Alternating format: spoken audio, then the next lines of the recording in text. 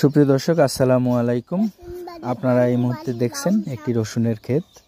রসুন লাগিয়েছে কৃষক। রসুনের ইংরেজি নেম, রসুন পাতা ইংরেজি নেম গার্লিক লিভস। আর রসুনের ইংরেজি নেম তো জানেন আপনারা, গার্লিক। আমরা আজকে রসুনের পাতা নিয়ে কথা বলবো। রসুনের পাতা এটি অ্যান্টিঅক্সিডেন্ট হিসেবে কাজ করে, খনিজ পদার্থে ভরপুর।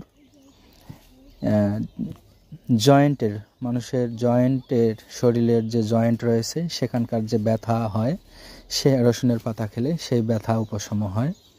এছাড়া আরও অনেক ভিটামিন এবং খনিজ পদার্থ নিয়ে এই রসুনের পাতা গঠিত।